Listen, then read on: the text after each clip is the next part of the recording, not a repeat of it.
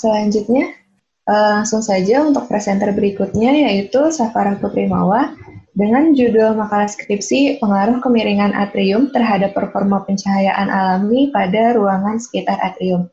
Kepada Kak Safara, waktu dipersilakan, jangan lupa untuk unmute mikrofonnya sebelum dilakukan sharing.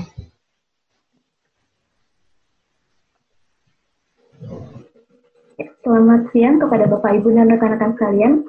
Saya Safara akan mempresentasikan penelitian saya yang berjudul Pengaruh Kemiringan Atrium terhadap Performa Pencahayaan Alami pada Ruangan Sekitar Atrium. Penggunaan atrium pada bangunan diharapkan dapat memenuhi kebutuhan pencahayaan alami pada ruangan sekitar atrium. Namun, pada segala kondisi, cahaya yang masuk dari lubang atrium itu cenderung berkurang baik secara vertikal maupun horizontal, sehingga menimbulkan adanya area-area gelap pada ruangan sekitar atrium, seperti yang ditemukan pada objek studi penelitian ini, yaitu Atrium Mall Festival Citylink. Pada Atrium Mall Festival Citylink, lantai dasar dan lantai satunya, keduanya belum memenuhi nilai Depth Average Daylight Factor sebesar 2% yang disyaratkan sebagai standar pencahayaan alami. Nah, terdapat berbagai cara untuk mengatasi masalah ini. Salah satunya yang dijadikan fokus penelitian ini adalah pengaturan kemiringan atrium.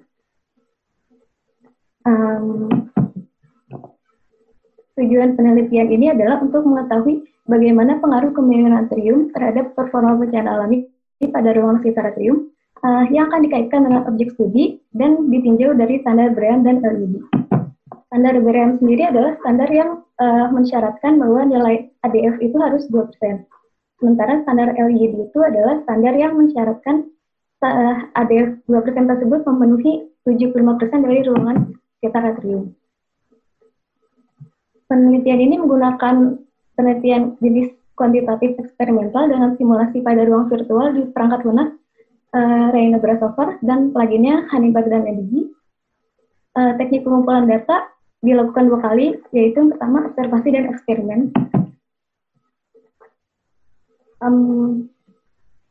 Dengan keterbatasan waktu penelitian, yang dimodelingkan dalam simulasi ini mengambil satu sampel kecil dari seluruh mall, yaitu pada ruang atrium dan ruang sekitarnya selebar 3,5 meter dari perimeter atrium. Sisanya dibatasi dinding masif dengan anggapan tidak adanya pengaruh dari cahaya samping. Variabel dependen pada penelitian ini adalah nilai ADF dan jangkauan daylight factor-nya. Lalu variabel kontrolnya merupakan kondisi existing atrium dengan kondisi langitnya CA uniform sky. Variabel independennya adalah perubahan kemiringan atrium yang diubah setiap 5 derajat mulai dari 0 derajat hingga 30 derajat sehingga menghasilkan lebar bukaan yang berbeda-beda namun radius dasarnya sama. Dari simulasi tersebut dihasilkan 2 grafik berikut. Grafik pertama itu berkaitan dengan standar Braham, sementara grafik kedua berkaitan dengan standar LED. Di grafik ini tuh ada 2 jenis kemiringan. Yang pertama kemiringan yang disarankan. Itu kemiringan yang ada di antara kelipatan 5 derajat karena sudah disimulasikan itu. Sementara kemiringan yang minimal merupakan kemiringan yang bisa digunakan, tapi masih harus ditinjau ulang karena siapa tahu di grafik ini ada deviasi dari kurvanya. Lalu kurva-kurva yang jumlahnya 5 ini itu menunjukkan jumlah lantai pada bangunan.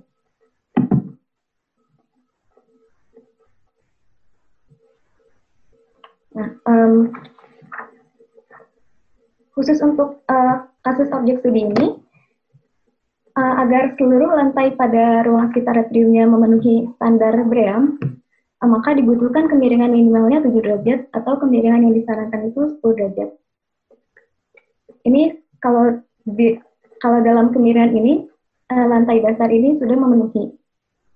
Tapi kemiringan 7 derajat dan 10 derajat itu jika dimasukkan ke dalam standar LED itu masih belum memenuhi. Kan standar LED tadi harus mencapai 75%, sementara kalau 7 dan 10 derajat itu masih di bawah 75%. Untuk memenuhi standar LED-nya dibutuhkan kemiringan sebesar primer 11 derajat dan disarankan 15 derajat. Yang sudah pasti memenuhi standar BREEAM pula.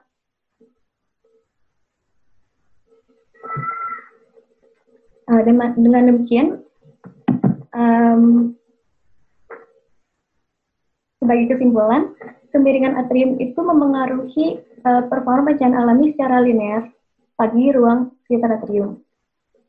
Untuk memenuhi standar LEED yang digunakan pada penelitian ini, maka atrium mode principal ceiling harus memiliki kemiringan minimal 11 derajat atau yang disarankan 15 derajat, yang secara otomatis mengubah radius bukan atrium yang semula 12 meter menjadi 14 meter.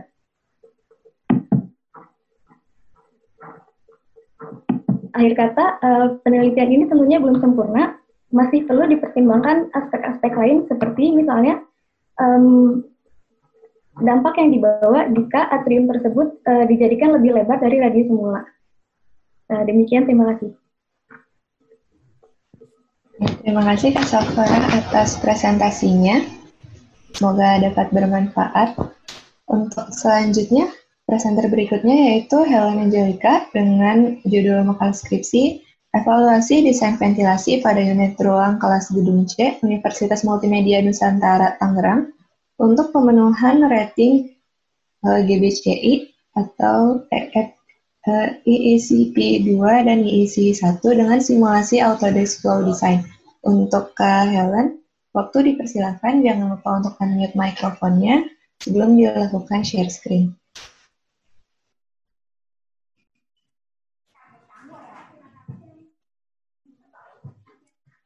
Ya, selamat siang. Pada kesempatan kali ini saya akan mempresentasikan skripsi saya yang berjudul Upaya peningkatan aliran udara pada unit ruang kelas Gedung C Universitas Multimedia Nusantara Tangerang untuk pemenuhan rating GBCI, EECP 2 dan EEC 1 dengan simulasi Autodesk Flow Design.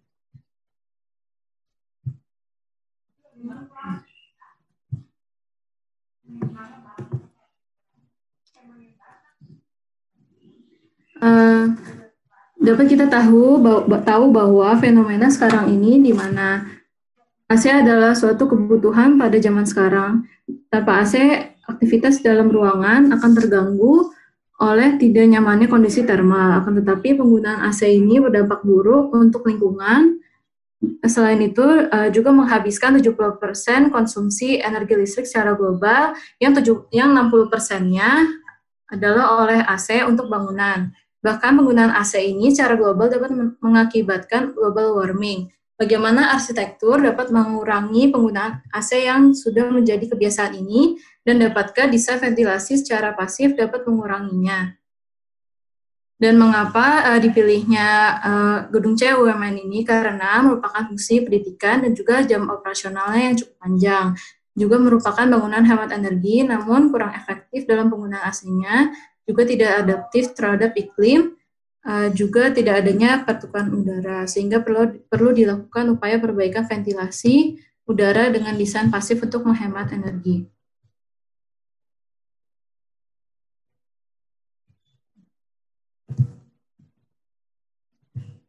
Dilakukan juga pengukuran sederhana untuk membuktikan fenomena yang dapat dilihat bahwa titik A itu adalah titik luar, D adalah air gap, dan juga C, B, dan A adalah di dalam ruangan. Mendapatkan bahwa kecepatan angin tidak bergerak sama sekali, yaitu 0 meter per second, sehingga dilakukan penelitian lebih lanjut.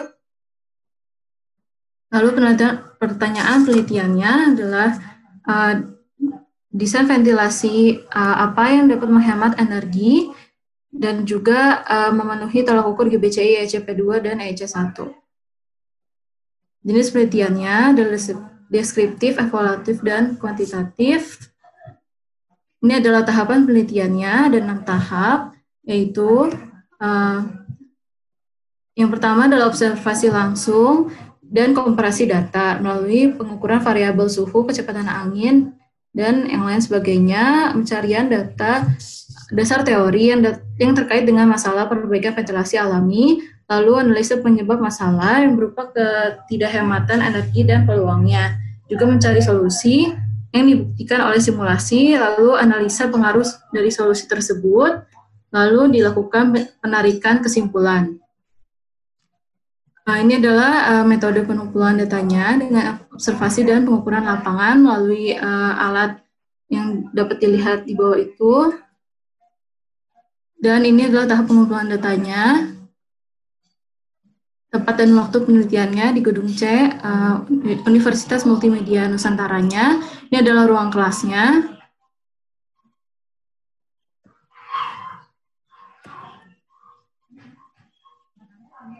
Ini adalah populasi sampel penelitiannya. Sampel penelitian terletak pada lantai 3, 6, dan 10, sebanyak 4-5 ruangan di setiap lantainya. Masuk pada analisis, ini adalah input kecepatan angin rata-rata dari pengukuran di lantai 3, 6, dan 10. Ini adalah kondisi sebelum diterapkannya alternatif ventilasi alami, dan ini di sebelah kanan yang sesudahnya. Dapat dilihat bahwa ruangan sampel mengalami peningkatan kecepatan aliran udara dari kurang nyaman menjadi nyaman yang disebutkan menurut standar kenyamanan SNI. Ini adalah di lantai 6. Keadaan sesudahnya dapat dilihat bahwa ruang unit sampel mengalami peningkatan kecepatan aliran udara menjadi lebih merata dan juga dari kurang nyaman menjadi nyaman. Disimpulkan menurut standar kenyamanan SNI. Ini adalah lantai 10-nya. Dan juga dapat dilihat ada perubahan dari kurang nyaman menjadi nyaman. Ini adalah standar SNI yang tadi saya acu. Lalu ini adalah ukuran inlet dan outletnya yang ada di lantai 3 dan 10. Yang didapatkan, ini adalah pada lantai 6 yang didapatkan dari perhitungan rumus yang ada di bawah. Ini adalah peletakan bukaan. Inlet diletakkan di area bawah jendela untuk menghindari bising, dan juga pada outlet itu diletakkan di area pintu dekat ke koridor, diletakkan di bagian atas untuk menghindari bising. Di sistem pengoperasian dari ventilasi alami ini menggunakan piston yang di dalamnya itu ada wax dengan sistem tutup dan buka sebagai berikut, yaitu jika mendekati suhu tertentu yang telah di-setel, maka akan membuka dan menutup.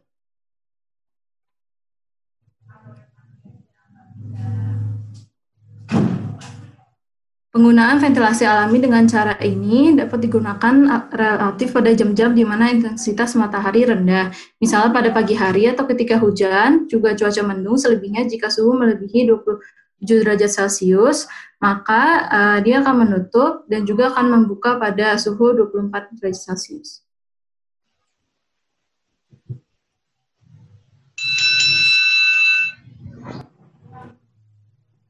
Dan didapatkan ini adalah perolehan poin untuk poin GBCI-nya dari penghematan energi listrik 21% ini.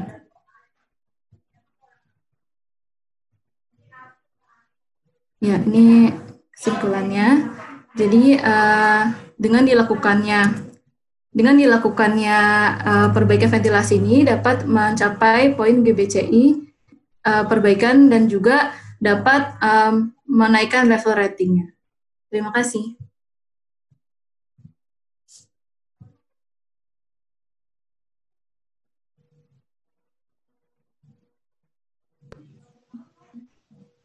Terima kasih kepada Kak Helen atas presentasinya. Semoga informasi yang disampaikan dapat tersampaikan dengan baik. Untuk selanjutnya, presenter berikutnya yaitu Genoveva Gabriel-Winata dengan judul makalah skripsi Komparasi Secondary Facade Green Wall dan Aluminium Composite Panel untuk mendapatkan Kuala Green Sheet ASD 5, ECP2, dan IHC6 di Rumah Susun Emerald Tower, Bandung. Kepada Kak Genoveva, waktu dipersilakan. Jangan lupa untuk unmute mikrofonnya sebelum dilakukan share screen.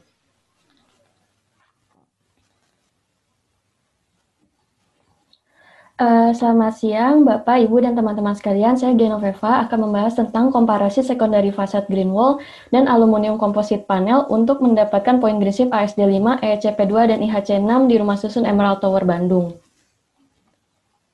Jadi, yang pertama adalah latar belakangnya. Berawal dari urgensi arsitektur berkelanjutan, yaitu bangunan hijau, fungsi yang diambil adalah kebutuhan primer, yaitu tempat tinggal, di mana lahan semakin sempit, namun tetap dibutuhkan. Maka hadirlah rumah susun. Pemilihan objek studi sendiri dipilih pada kota yang sudah menerapkan bangunan hijau, yaitu Kota Bandung, dan difokuskan di daerah Bandung Timur karena pembangunan perumahan dan pemukiman akan difokuskan ke daerah sana, maka diambillah Emerald Tower. Setelah dikaji, Emerald Tower ini dengan prinsip V1,2, rumah susun ini memiliki potensi besar pada subung bangunannya, di mana dapat untuk mendapatkan poin OTTV. Walaupun banyak cara, namun yang dipilih adalah dengan cara menambahkan secondary fasad, karena tidak akan merubah struktur dan konsep bangunan. Maka diambillah green wall yang masih jarang untuk dipakai, dan juga potensial mendapatkan poin-poin tertentu. Namun sebagai pembanding juga diambil ACP, yang dimana sudah banyak dipakai di Indonesia. Setelah itu baru dibandingkan dan dilihat potensi poin prinsip lainnya seperti ASD dan IHC. Untuk tujuan dan manfaat sendiri, tujuan dan manfaatnya yang pertama menambah pengetahuan tentang komponen yang telah disebutkan, terus dapat diterapkan pada pembangunan atau renovasi rumah susun ke depannya, terus yang terakhir adalah menambah kenyamanan pengguna serta nilai dari bangunan itu sendiri. Metode penelitiannya menggunakan campuran kualitatif dengan pendekatan kuantitatif. Teknik pengumpulan datanya yang pertama-tama diambil dulu sampel pada unit di sisi barat untuk diambil sampel suhunya. Juga diambil untuk pengambilan data existing seperti dimensi, untuk perhitungan OTTV, dan dilakukan simulasi menggunakan design builder untuk melakukan simulasi suhu. Untuk data existing sendiri, OTTV pada existing itu bisa dilihat masih 40,82 watt per meter persegi, di mana seharusnya standar prinsip itu hanya 35 watt per meter persegi. Terus untuk kalau suhu secara pengukuran sendiri bisa dilihat suhunya belum dapat dikatakan nyaman optimal berdasarkan standar nasional Indonesia. Terus dicoba juga dengan simulasi, ternyata juga sama, masih belum nyaman berdasarkan SNI. Jadi untuk analisisnya sendiri, pertama-tama kan akan dipakai green wall 100%, tapi untuk pertama-tama dicoba dulu media tanam yang akan dipakai. Ada media konvensional maupun media living wall yang sudah pernah diteliti pada penelitian sebelumnya. Dari sini bisa dilihat bahwa media living wall memang lebih baik dibanding media konvensional, sehingga media living wall ini akan dipakai untuk analisis selanjutnya. Dari analisis selanjutnya, dipakai 3 tanaman, yaitu sedum, kalanco, dan plekteranthus. Dari 3 tanaman ini dapat terlihat bahwa tanaman sedum memiliki persen penurunan OTTV yang terbesar, yaitu 47,18%. Namun ini jika dipakai 100% dari keseluruhan selubung bangunan 4 sisi. Nah, sehingga setelah dicari berapa luasan efektif yang dipakai untuk agar mendapatkan OTTV di bawah 35 watt dan mendapatkan poin ASD 5, maka didapatkan untuk objek studi ini harus 25% dari luasan subung bangunan yang letaknya di yang tertera seperti pada gambar, maka didapatkan OTTV-nya 34,27 watt per meter persegi. Nah, selanjutnya, namun untuk suhu juga tetap belum dapat dikatakan belum nyaman optimal. Sehingga untuk pemenuhan poin prinsip sendiri, untuk mendapatkan poin maksimum pada energi dan konservasi energi, harus memakai luasan 30% green wall dari objek studi. Sedangkan kalau untuk mendapatkan poin ASD secara maksimum, sebenarnya 25% saja sudah cukup, namun untuk poin terakhirnya harus mendapatkan kajian lanjutan. Dan untuk mendapatkan poin IHC, itu belum mendapatkan poin karena belum dapat dikatakan turun secara efektif. Nah, untuk perbandingannya, maka dicoba untuk memakai 100% ACP. Jika yang dipakai 100% ACP, maka OTTV menjadi 22,54 watt per meter persegi. Namun, jika ingin memakainya secara efektif, maka dipakailah 30% dari luasan total fasad bangunan, maka OTTV-nya menjadi 34,50 watt per meter persegi. Untuk suhunya sendiri juga belum terlalu signifikan dalam penurunan suhunya, sehingga belum bisa mendapatkan poin juga. Nah, untuk komparasi akhirnya, untuk OTTV dalam pemakaian 100%, green wall mendapatkan penurunan yang lebih besar, sedangkan untuk luas efektif, kalau green wall minimal harus dipakai 25% dan ACP harus dipakai 30%. Kalau untuk insulasi suara, green wall memiliki insulasi suara yang lebih baik, sedangkan untuk rentang temperatur, mereka sama-sama belum mendapatkan poin. Sedangkan untuk pemasangannya, mereka membutuhkan tenaga ahli khusus keduanya. Perawatannya harus disiram kalau green wall 1-2 kali, kalau ACP harus dibersihkan beberapa bulan sekali. Kalau untuk tentang biaya sendiri, green wall memang relatif lebih mahal. Sedangkan untuk pengendalian polusi, green wall mendapatkan 1 poin. Dan potensi fire resistant, dua-duanya sebenarnya belum ada, namun kalau yang khusus dia sudah ada. Dan untuk poin greenship sendiri, kalau green wall bisa mendapatkan 2, sedangkan ACP hanya mendapatkan 1. Jadi kesimpulannya banyak cara untuk memenuhi poin greenship. Salah satunya mengubah material bangunan dan menambahkan secondary fasad. Itu buat OTTV itu cukup efektif. Namun pemilihannya sendiri bahannya tuh bisa disesuaikan dengan kebutuhan masing-masing. Nah, pemilihan green wall dapat langsung memenuhi beberapa poin greenship sekaligus ASD dan EEC. Untuk objek studi sendiri, buat mendapatkan poin ASD secara lengkap, maka minimal green wall yang dipakai harus 25% pada bangunannya. Nah, untuk secondary fasad sendiri sebenarnya sudah dapat menurunkan suhu unit ruang, namun memang belum cukup efektif. Diharapkan dengan pemenuhan poin greenship, maka kedepannya dapat meningkatkan kenyamanan pengguna dan menambah nilai dari bangunan itu sendiri. Sekian dan terima kasih. Ya, terima kasih untuk Kak Diana Freva atas presentasinya. Langsung saja untuk selanjutnya ada presentasi dari Anastasia Julia dengan judul makalah skripsi, Optimasi Penggunaan Selubung Bangunan untuk Pemenuhan Standar Intensitas Pencahayaan Alami dan Nilai OTTV pada Universitas Prasetya Mulia di BSD Tangerang berdasarkan kriteria Greenship. Untuk Anastasia, waktu dipersilakan. Jangan lupa untuk unmute mikrofonnya sebelum dilakukan share screen.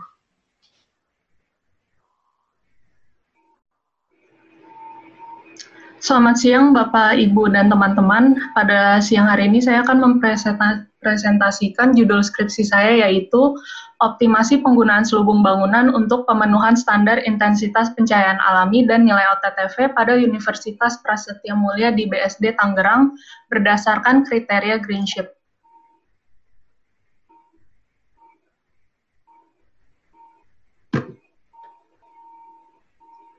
Objek penelitiannya itu berada di Komplek Universitas Prasetya Mulia. Kemudian bangunan yang saya pilih itu adalah Gedung William Suryajaya dengan luas bangunan 1.300 meter persegi.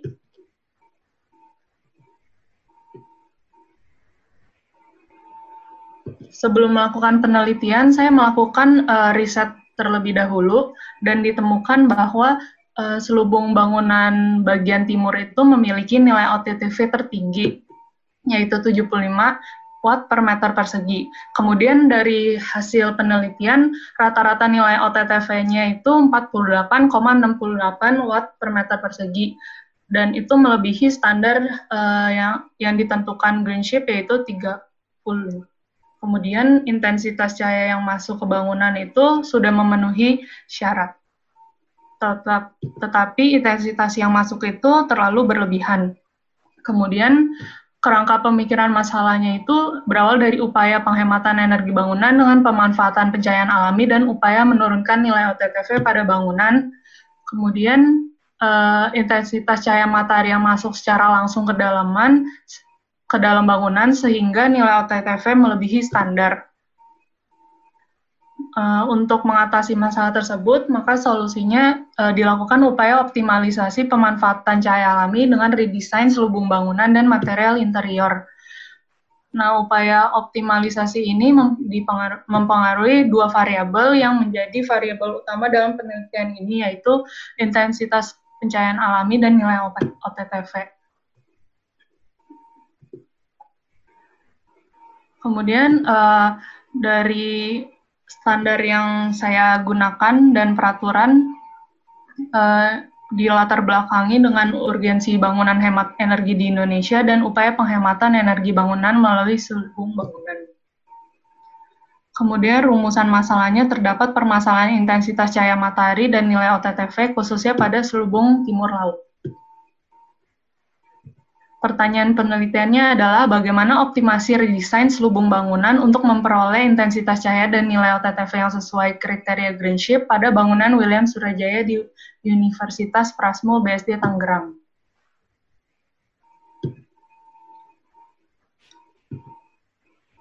Kemudian, apa sih keterkaitan antara green building, OTTV, dan pencahayaan? Ternyata menurut Penny Bonda dan Kathy Sosnowczyk, prinsip yang perlu diingat bahwa setiap penghematan 1 watt energi untuk pencahayaan, maka konsumsi energi untuk HVAC pun akan berkurang 1/4 watt. Pada kategori Greenship, nilai yang efisiensi dan konservasi energi itu paling besar poinnya, yaitu 30,77%, sehingga dengan adanya penelitian ini akan memberikan dampak penambahan nilai yang cukup signifikan.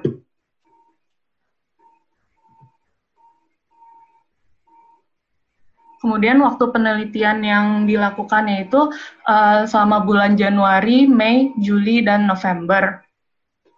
Dan waktu simulasi yang diambil yaitu dilakukan dengan interval 2 jam.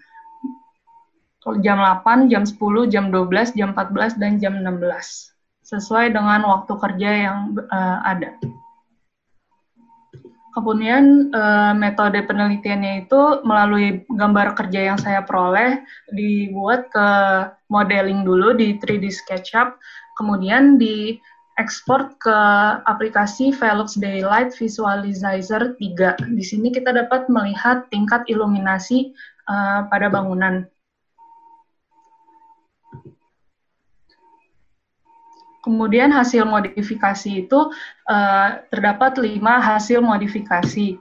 Yang pertama itu ada perubahan material kaca dengan menggunakan material kaca modifikasi yang baru dengan light transmission-nya lebih rendah. Bagian yang dimodifikasi itu ditandai dengan kotak yang merah. Kemudian modifikasi kedua, dari hasil modifikasi 1 terdapat perbedaan dari hasil OTTV yang utama 48,68 turun menjadi 31,19 watt per meter persegi dengan rata-rata intensitas cahaya yang masuk pun masih di atas standar yaitu 30%. Kemudian modifikasi kedua yaitu penambahan bidang masif.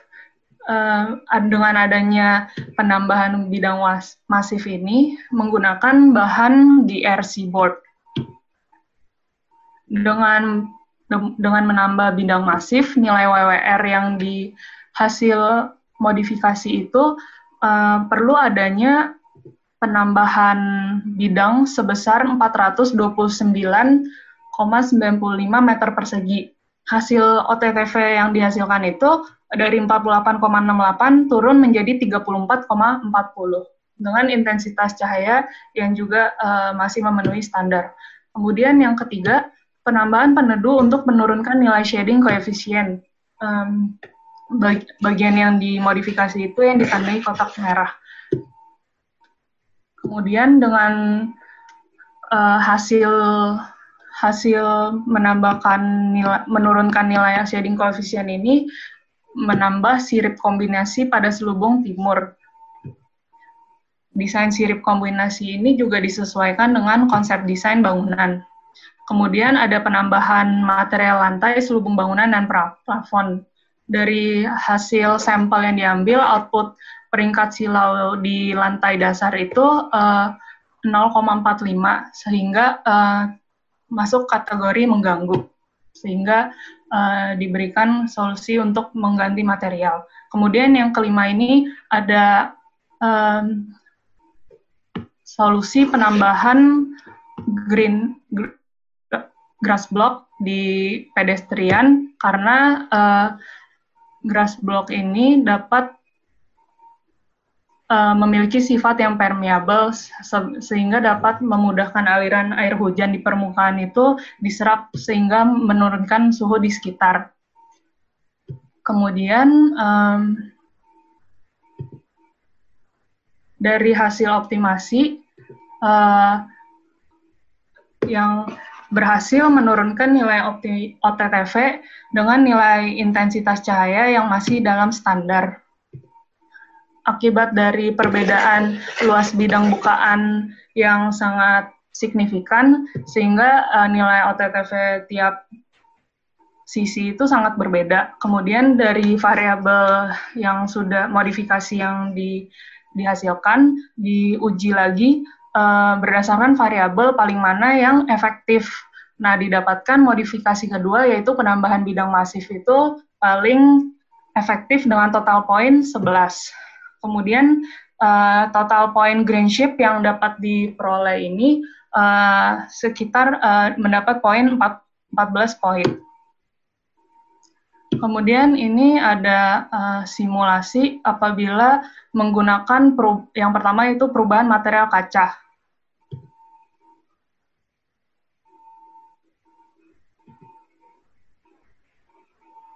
Nah, yang kedua ini, modifikasi kedua itu penambahan bidang masif. Di bagian kanan itu yang modifikasinya. Kemudian yang modifikasi ketiga itu ada penambahan peneduh untuk menurunkan nilai shading coefficient.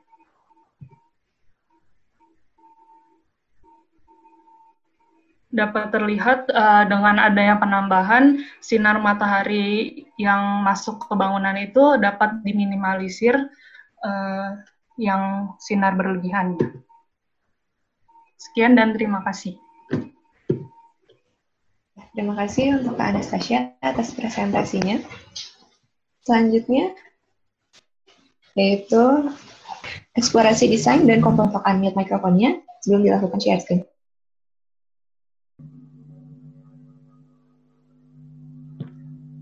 Baik, selamat siang Bapak Ibu dan teman-teman sekalian. Untuk presentasi penutup di ruang 2 ini, saya akan menjelaskan penelitian dari riset inovasi material yang berjudul Eksplorasi Desain dan Komposisi Grow Block sebagai media pertanian vertikal pada dinding bangunan. Nah, latar belakangnya itu berawal dari isu tentang keterbatasan lahan. Semakin tahun jumlah penduduk semakin bertambah, kebutuhan bahan pangan juga semakin tinggi, tapi area ruang hijau semakin berkurang gitu, dan area produksi untuk bahan pangan pun semakin terbatas gitu.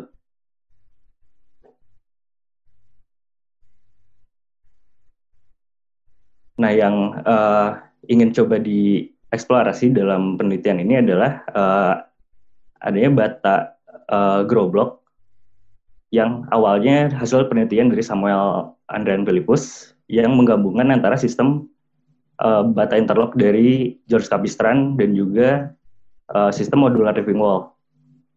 Yang saya eksplorasi adalah bagaimana produk arsitektural ini dalam merespon isu tersebut gitu, untuk menjadi media pertanian vertikal.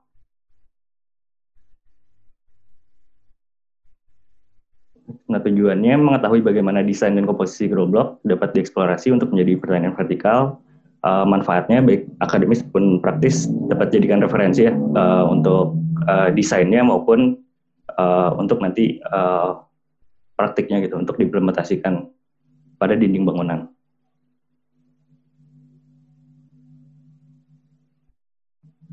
Ini beberapa literatur yang saya gunakan. Yang dieksplorasi adalah 2 jenis sistem. Pertama yang berbasis tanah atau sistem organik. Kedua adalah sistem hidroponik. Kemudian dari 2 sistem tersebut dieksplorasi susunan atau komposisi susunan batanya. Itu ada 6 jenis komposisi: stack bone, running bone, racking structure bone, one-third running bone, English bone, dan Flemish bone.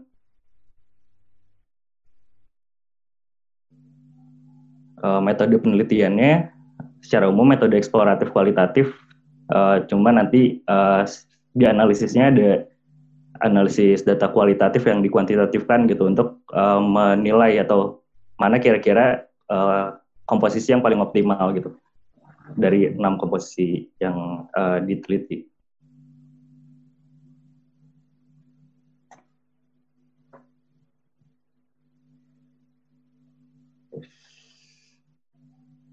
Nah ini ilustrasi gitu gambaran bagaimana bata groblok diimplementasikan di dinding bangunan.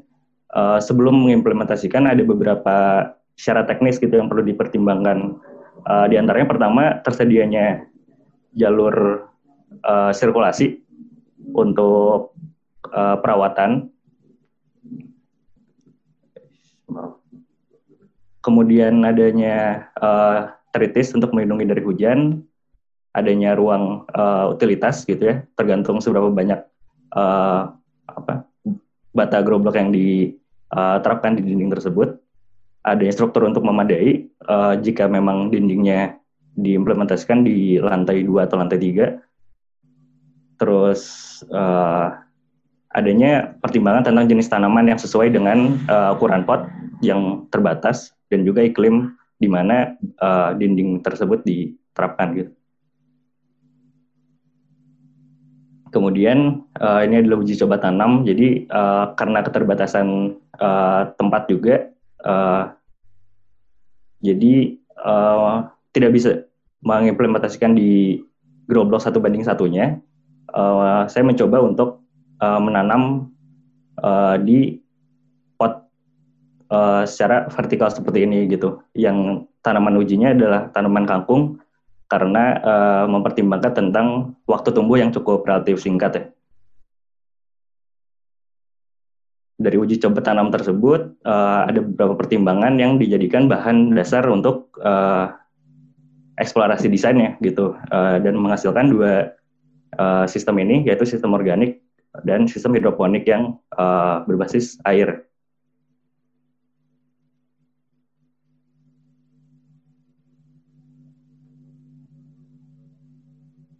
Kemudian dari 2 sistem tersebut dieksplorasi komposisi susunan batanya dan dinilai berdasarkan 4 kriteria, yaitu kompleksitas variasi bata penyusun, terus presentasi ruang media tanam, ketiga sistem irigasi dan drainase, dan keempat pembayangan yang dihasilkan.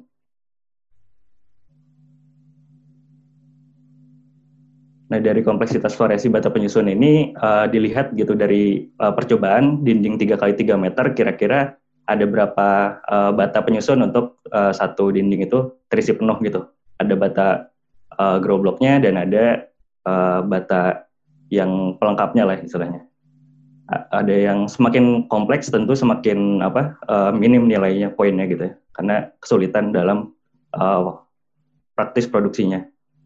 Kemudian ini presentasi ruang media tanam untuk melihat dari satu dinding ini berapa banyak tanaman yang dapat ditanam gitu, berapa kira-kira produktivitasnya dari masing-masing komposisi.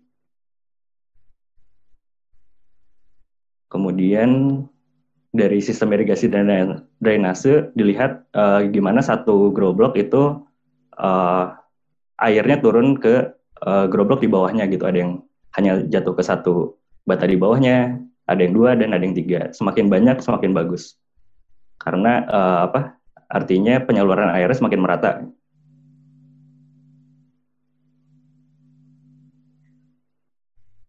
Dan yang keempat adalah dilihat dari pembayangannya gitu, efek yang dihasilkan dari perbedaan komposisi ini. Ada yang dan ini juga melihat susunannya, dia setiap tanaman punya ruang tumbuh vertikal yang cukup atau enggak gitu ya. Apakah dia nabrak bata di atasnya atau punya ruang yang cukup. Dari keempat tersebut hasilnya diberikan poin, dan yang paling efektif untuk sistem organik itu adalah komposisi running bone, dan juga untuk sistem hidroponik itu dengan poin yang sama, itu running bone dan English bone.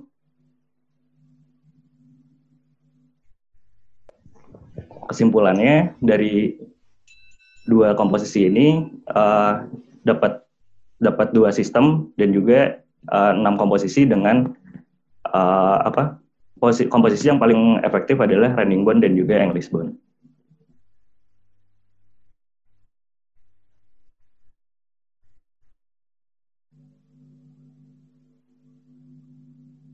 Kemudian saran yang bisa dilakukan karena ini juga belum maksimal tentunya, bisa dipelajari lebih lanjut bagaimana mengenai durabilitas dari bata yang pada Grow Block ini gitu.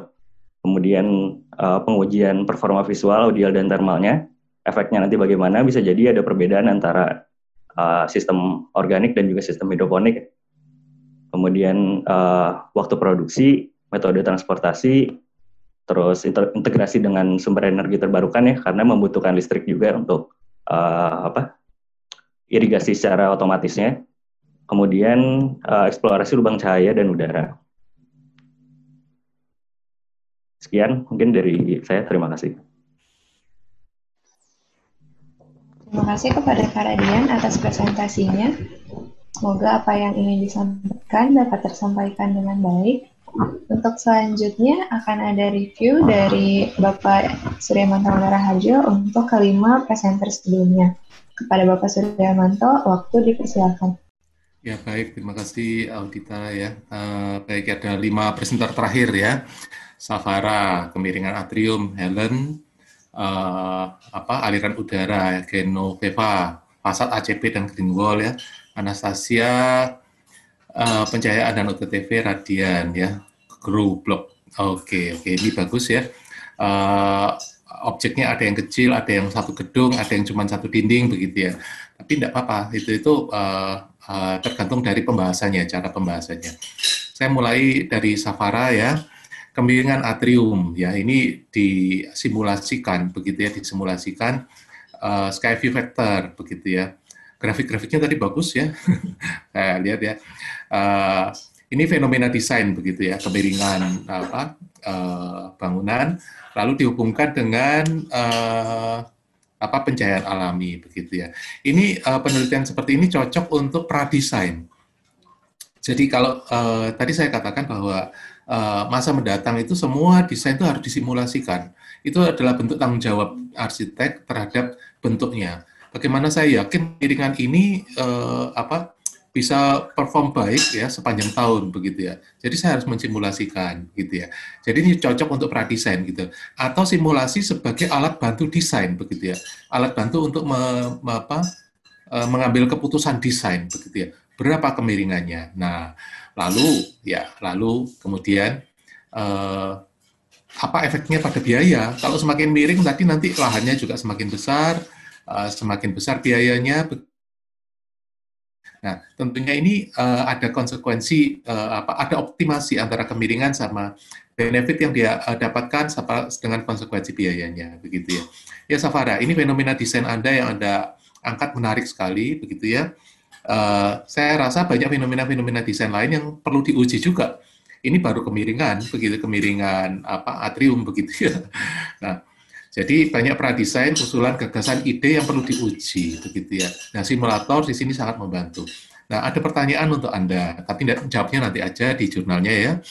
Apa simulasinya itu sepanjang tahun, begitu ya. Simulasinya sepanjang tahun.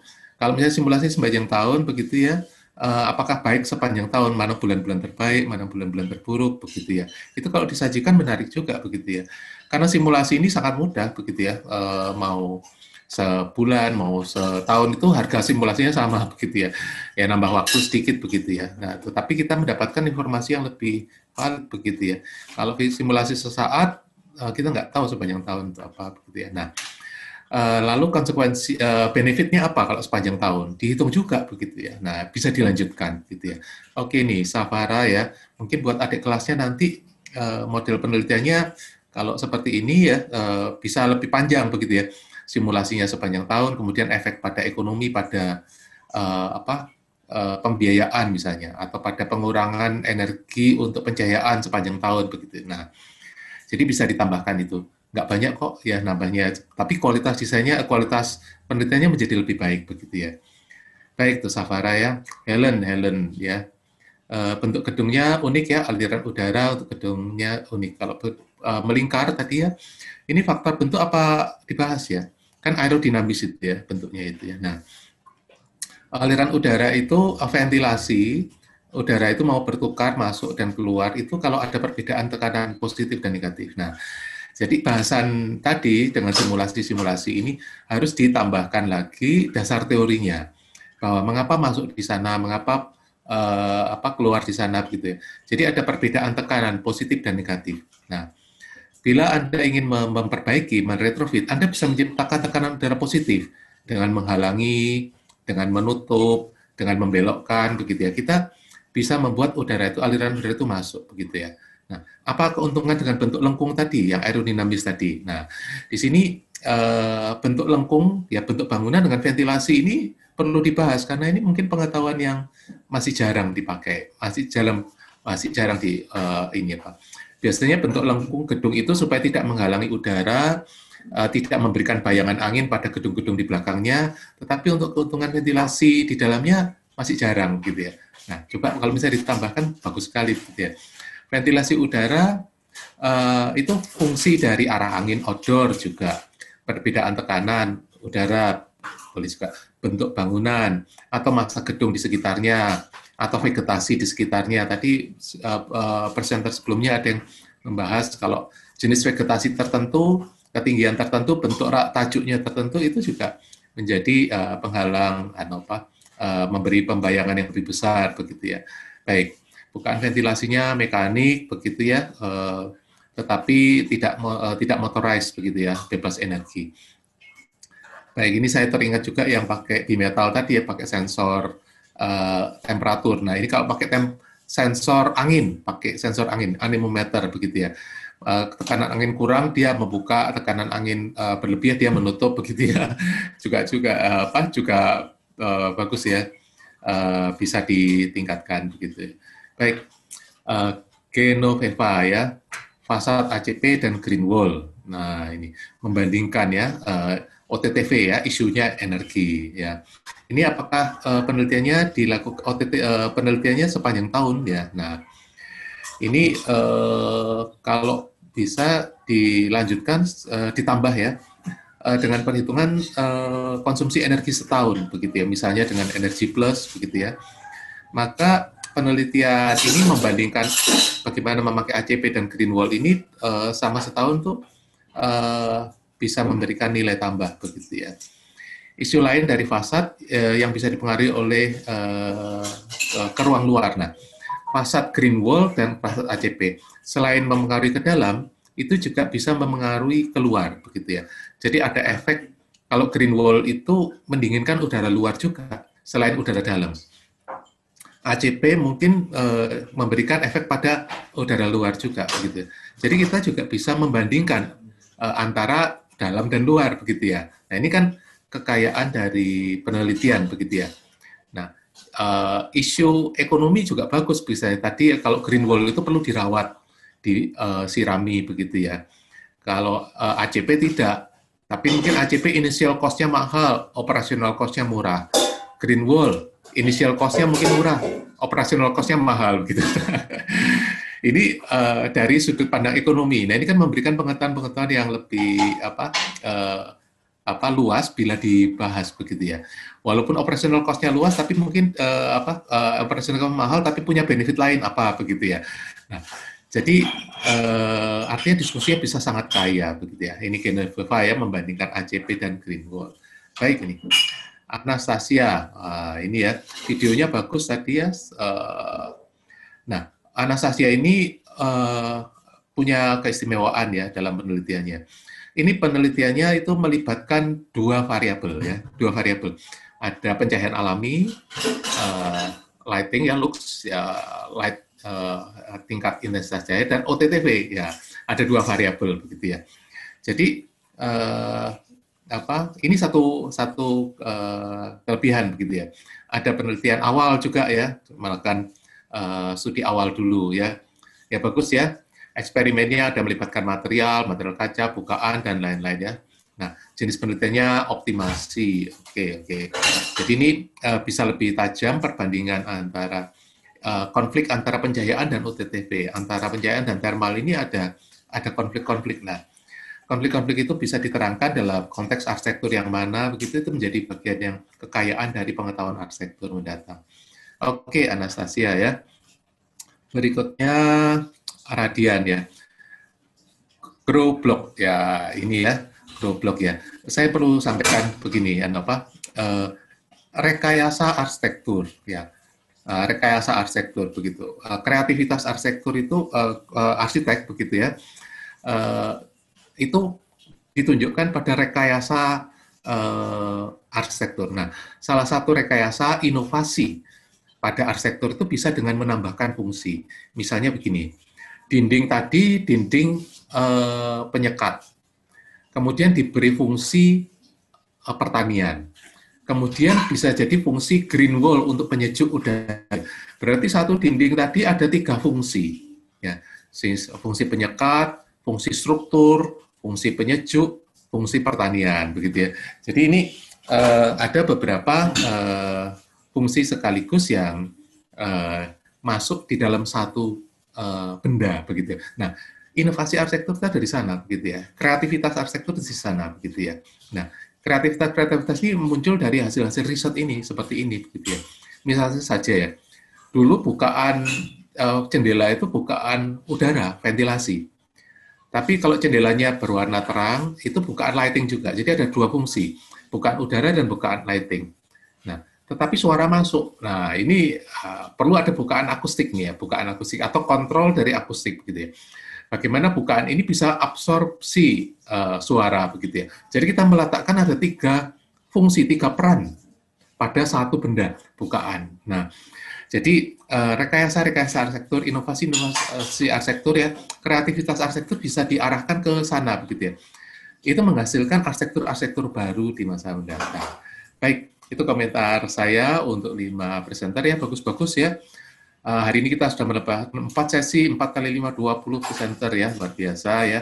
Bagus-bagus ya, nanti kita akan pertimbangkan siapa yang akan memenangkan award ya pada kelas ini. Oke ya. Baik, saya kembalikan kepada Audita. Terima kasih. Terima kasih Bapak Suryamanda atas reviewnya. Selanjutnya akan dilaksanakan sesi foto bersama. Saya akan men-screenshot semuanya dan seluruh presenter, peserta skripsi 49 dan peserta umum diharapkan untuk menyalakan kameranya agar dapat di-screenshot. Terima kasih. Selamat siang.